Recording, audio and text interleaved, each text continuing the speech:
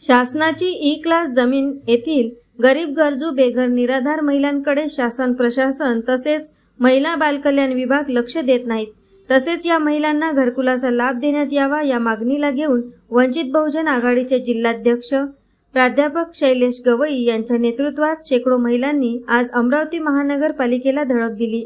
यावेळी संतप्त आंदोलकांनी मनपाला घेराव घालून तीव्र निदर्शने करण्यात आली।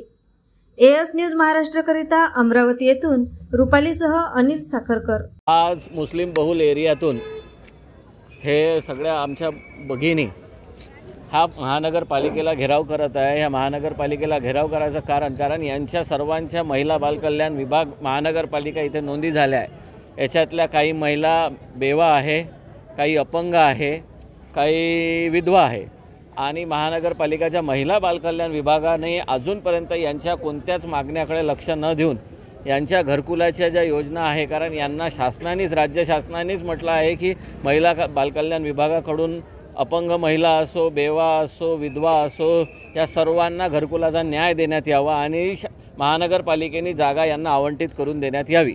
पण अशा प्रकारची कोणतीच कार्यवाही महानगरपालिकेकडून केली नाही, कारण इतक्या वर्षापासून ह्या लोकांच्या मागणीला कोणतंच यश देऊन नाही राहिले आणि आम्ही कोणतेच मागणी जी आहे कोणती चुकीची मागणी करत नाही, जी रास्त मागणी आहे ती रास्तच मागणी करत आहोत।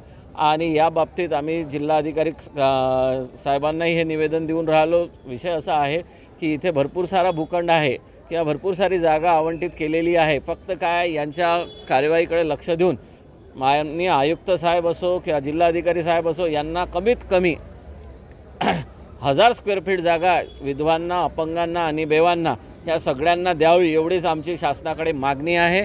कारण हे जर मागणी झाली नाही तर वंचितांना न्याय भेटणार नाही, कारण हे लोकही वंचित आहे, गरीब लोक आहे, शोषित आहे, पीडित आहे। बस आमची एवढीच शासनाकडे मागणी आहे। सगळ्यांना जय भीम आणि अस्सलाम वालेकुम।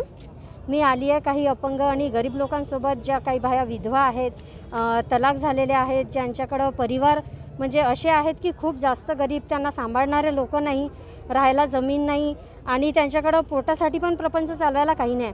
आम्ही अशा लोकांना इथं घेऊन आले आहोत ही अपेक्षा घेऊन की आता तरी सरकार आमच्या काहीतरी मागण्या पूर्ण करेल आणि ह्या गरीब लोकांकडे लक्ष देऊन त्यांना राहण्यापुरती थोडीफार जमीन मिळावी अशी माझी इच्छा है। हम यहाँ पे इसलिए आए ताकि हम गरीब है और हमको कोई घर भी नहीं है, ना हमको कुछ भी नहीं है।